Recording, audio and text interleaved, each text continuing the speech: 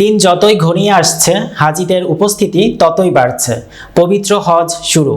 লক্ষ মুমিন এর কণ্ঠে লাব্বাইক আল্লাহুম্মা লাব্বাইক ধ্বনিতে উচ্চারিত হচ্ছে পবিত্র নগরী মক্কা কাবা চত্বরে।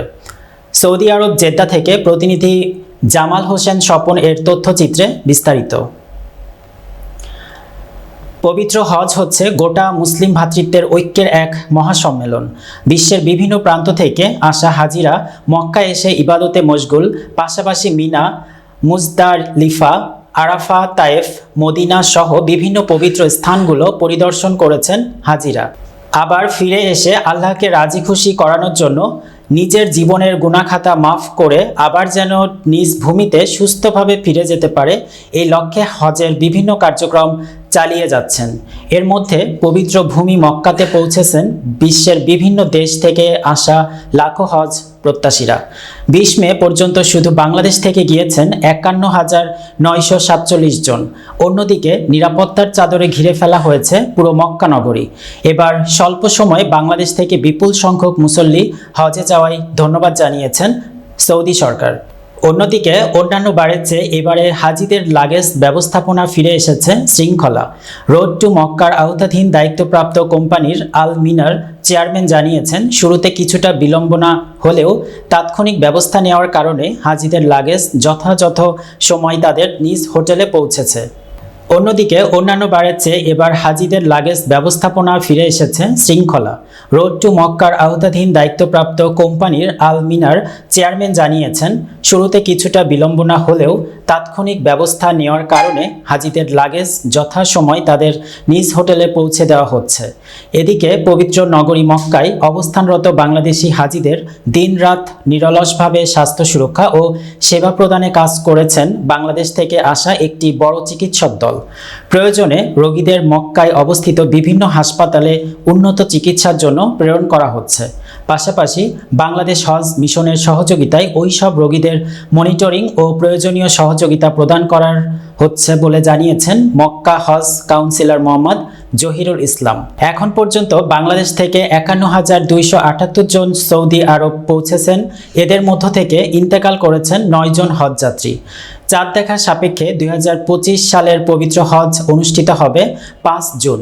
আসন্ন হজ মৌসুমে পবিত্র নগরী মক্কায় কড়া নিরাপত্তার চাদরে রেখেছে। অনুমতি ছাড়া হজ পালন থেকে বিরত থাকতে নির্দেশনা দিয়েছেন সৌদি আরব সরকার। এ নির্দেশনা না মানলে জরিমানা সহ কঠোর শাস্তির মুখোমুখি হতে হবে বলে ঘোষণা দেওয়া হয়েছে। বিনা অনুমতিতে হজযাত্রীদের পাশাপাশি তাদের সহায়তাকারীরাও এই শাস্তির আওতায় পড়বেন জানানো হয়েছে সতর্কতায়।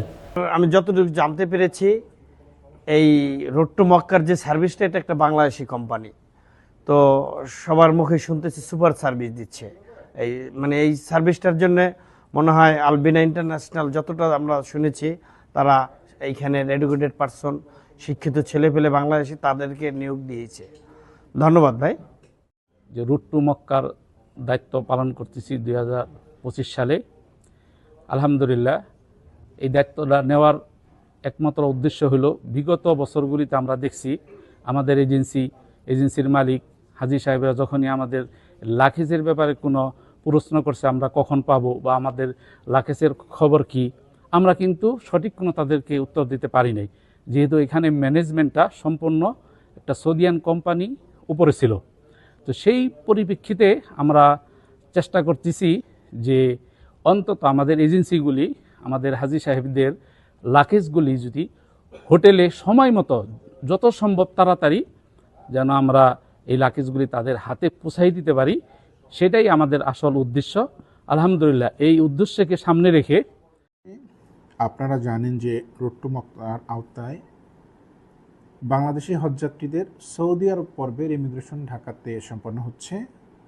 হজযাত্রীগণ জেদ্দা মদিনা বিমানবন্দরে নেমে বাসে করে তাদের নির্ধারিত বাড়ি এবং হোটেলে চলে যাচ্ছেন। লাগেজগুলো তারা বাংলাদেশে বুকিং দিচ্ছেন। এখানে হোটেলে পৌঁছে দেওয়ার জন্য সৌদি আরবের হজ ওমরা মন্ত্রণালয় কর্তৃক নির্ধারিত একমাত্র কোম্পানি ওকালা কোম্পানি এই লাগেজগুলো পরিবহন করছেন। আলাদা কাভার্ড ভ্যানে করে লাগেজগুলো হজযাত্রীদের বাড়িতে পৌঁছে দেওয়া হচ্ছে। গত বছরের তুলনায় এবছর লাগেজ মিসিংয়ের সংখ্যা তুলনামূলকভাবে কম। গতকাল পর্যন্ত আমাদের কাছে 19টি লাগেজ মিসিংয়ের তথ্য আছে। আপনারা জানেন যে বছর ওকালা কোম্পানি কাকিয়াতে একটা ড্রপিং পয়েন্ট করেছে।